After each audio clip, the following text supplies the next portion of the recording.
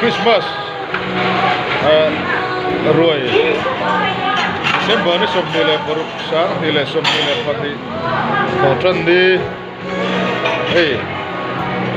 hey tour xiên tu buổi ber ber tay kan fatu ta kan fa gop chinan gì cái train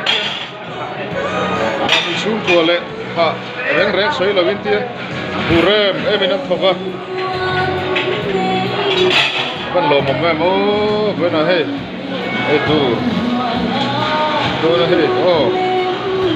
ăn bel hi ăn lúa em không mấy gì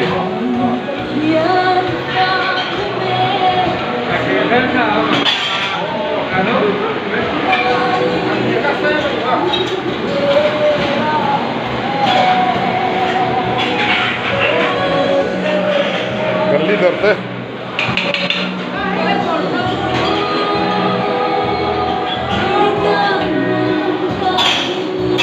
Marcha department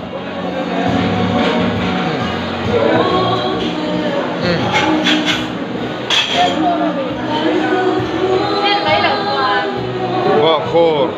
sinh nghi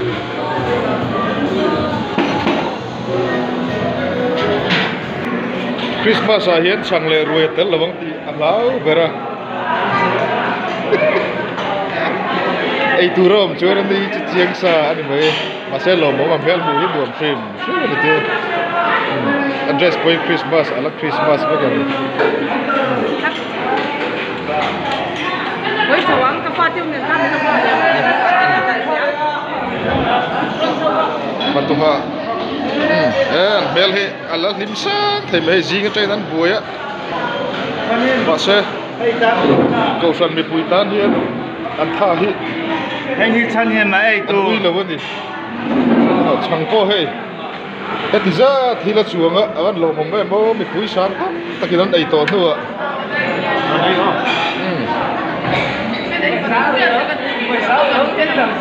Christmas buồn liu sắm xiêm thế nó mà una nuar si là esi cầu sân thì mỗi em tu vấn đề có thả tem muốn sang à thiên anh lâu tết chuộc thì đó samara mi cha anh đấy tên đi văn tu em đó anh ấy trốn mới hay cái gì điếc thế anh đi xin hiệp ấy chỗ lần đi anh đi sáng thi po asam hi lúc tôi được ta tiền ta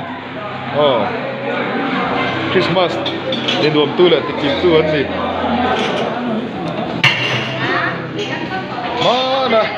mà sáng mà đuổi kha cái tu nào cũng mà đuổi thấu khá là nè mà sẽ UPC là không lâu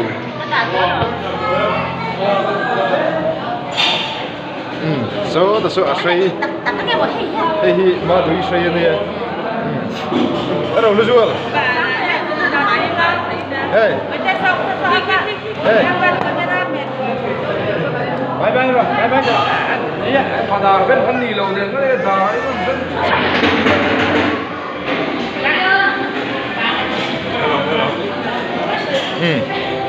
hey appeal the secretary lam lâu thầy lâu lớp ba fucking lam bè cái câu ram lam thì mấy tuổi rồi cái pít nuông đi anh đi po hay phút bờ lá trắng thế á các bạn lưu em Christmas thì lúc tu lại thì đó quý tu anh đi cái này nó phát hiện gần lắm phải không thấy lâu không cái decoration lắm bằng anh đi anh mail point decoration đấy hey sao đâu quý ha lâu im đón đi decoration tên không to lớn anh sắm bốn rồi nó mà quý po hay dài lâu vào á chầu vật bất mấy cái bia cái thế hey phút bữa nó trắng này mấy á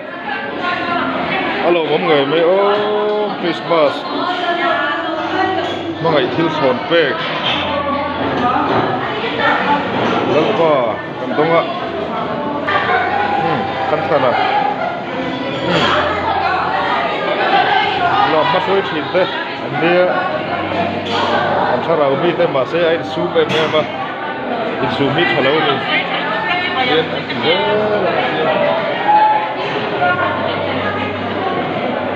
Sunday School Hall có bên địa xuống alo nguồn ta có phần mi thế việc na adu le mấy câu dễ lắm tiên sáng thì sớm thì là không mà xuống phát sổ nó rồi cuối tập này đi sau mấy này là viên khai rau phát sổ vấn đề mong lo đi ôi yêu the president thế anh đủ mấy nên rồi duy chốt rằng mấy á trên hay vui thu thầy không mấy mà tụi đi bye bye buồn đi tới sáng tới bye bye anh xin tới bye bye anh elected president po đi mas vui tu bữa đi đây kan senior tak mandi he itile tang an ruem bai an ne he kum sang ni le som ni le pat ni ya hian thu takin an lo the ma na phur tak ta ka hun ya po phur tak kan dan ni ma foi tu na ni he la ma kan ta ta ruem o ni sa mo ni bye bye an zai thiam te decoration lam te mis lu hui te mis chan boi te anh đi ai na chuan đi vui thì u tên đi alo mình lúc gần cái điều kan fatu te mol hian đi khayan belin bu nom reng me ke di la zin karan che thu na hin che tai la kan tu bu to tur hian đi câu sản ta đàn văn lùi em với tiền bị quý tan, ai tur túi thua cắn lùi thầy lâu tỷ lao in, anh có sao tiền hay, có số mấy mà đi zone theo ạ, leader, leader hết, anh mấy là buộc lâu na in, xuống rìu chụp buộc cái gì, anh vẫn mal số mà, vẫn đuổi theo vẫn đuổi đón em.